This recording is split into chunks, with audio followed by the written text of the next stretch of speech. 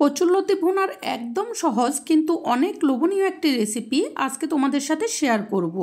এভাবে ভুনা করলে সুগন্ধে জিভে জল চলে আসবে, আর সাথে থাকবে কিছু গুরুত্বপূর্ণ টিপস, যাতে করে নতুন রাঁধুনিরাও অনায়াসেই কচুরলতি ভুনা করতে পারে আর খাওয়ার পর গলায় ধরার কোনো টেনশনই থাকবে না।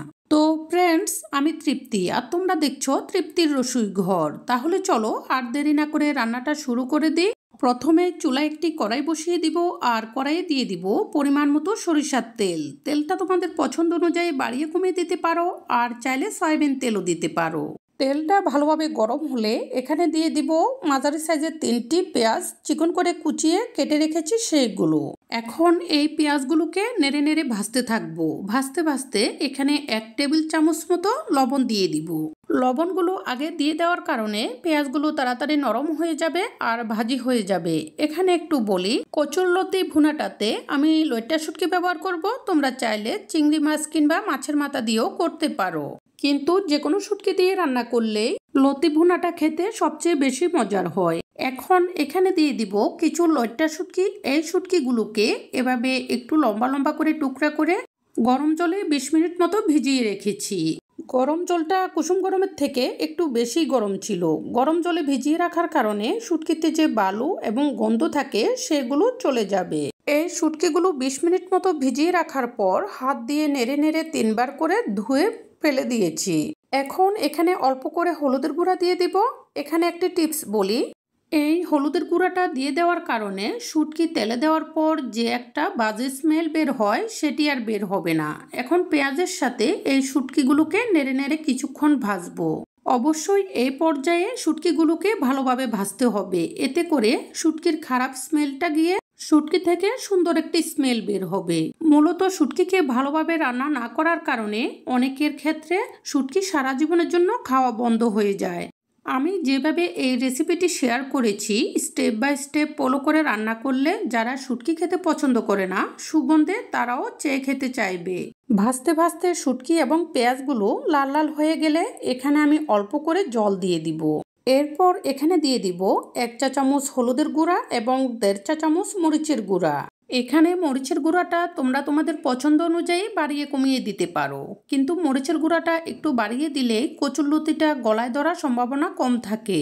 আমি এখানে এক্সট্রা আর কোনো মশলা ব্যবহার করব না। এখন চুলার আগুনটি কমিয়ে রেখে নেড়ে নেড়ে একটু সময় নিয়ে মশলাগুলোকে সুন্দর করে কষিয়ে নিব। মনে রাখতে হবে, মশলাকে ভালোভাবে কষানোর উপরেই যে কোনো তরকারির স্বাদ অনেকটাই নির্ভর করে। এভাবে কষাতে কষাতে যখন মশলার তেলটা উপরে উঠে আসবে, এ পর্যায়ে দিয়ে দিব 1 কেজি মতো কচুরলতি, এরকম কেটে ধুয়ে পরিষ্কার করে রেখেছি সেইগুলো। কচুরলতি সহজভাবে কাটার একটি উপায় হচ্ছে, কচুরলতিকে 2 ঘন্টা মতো ভিজিয়ে রেখে এরপর তারের নুড়ি দিয়ে ঘষে ঘষে লতির আঁশগুলোকে উঠিয়ে নেওয়া যায়। এরপর শুধু টুকরা করে নিলেই হয়। এখন মশলার সাথে এই লতিগুলোকেও একটু ভালোভাবে কষিয়ে নিব, এতে করে গলা চুলকানোর পরিমাণটা কমে যাবে। কিছুক্ষণ কষানোর পর দেখো লতি থেকে অনেকগুলো জল বেরিয়ে গেছে। এরপরও চুলার আগুন হাই ফ্লেমে রেখে নেড়ে নেড়ে এগুলোকে আমি কিছুক্ষণ কষাবো। এরপর এগুলোকে স্তূপ করে দিয়ে এখানে 1 কাপ পরিমাণ জল দিয়ে দিব আর ঢাকনা দিয়ে দিব। ঢাকনা দেওয়ার পর এগুলো ভালোভাবে ফুটে উঠলে চুলার আগুনটি ডিম করে 20 মিনিট মতো এভাবেই বসিয়ে রাখবো, এগুলো সুন্দরভাবে সেদ্ধ হওয়ার জন্য। এই পর্যায়ে আমি একটি রিকোয়েস্ট রাখি, তোমরা যারা আমার চ্যানেলে নতুন, ঘরোয়া সকল ধরনের রান্নার সহজ এবং সুস্বাদু রেসিপিটি পেতে আমার চ্যানেলটি সাবস্ক্রাইব করে রেখো। আর যারা আগে সাবস্ক্রাইব করে রেখেছো তাদেরকে অসংখ্য ধন্যবাদ। এভাবে 20 মিনিট মতো বসিয়ে রাখার পর ঢাকনাটি তুলে নিব। ঢাকনাটি তুলে নেওয়ার পর দেখো এখানে কিছুটা জল রয়ে গেছে। এই পর্যায়ে তোমরা যদি মনে করো লতিটাকে একটু ভিজা মাখো মাখো করে রান্না করবে, তাহলে চুলার আগুনটি বাড়িয়ে দিয়ে একটু আলতো হাতে নেড়ে চেড়ে এগুলোকে নামিয়ে নিবে। আমিও তাই করেছি। আর তোমরা যদি চাও এগুলোকে শুকনা শুকনা করে করবে, তাহলে চুলার আগুনটি বাড়িয়ে রেখে মাঝে মধ্যে নিচে দিয়ে হালকাভাবে একটু নেড়ে দিলেই হবে।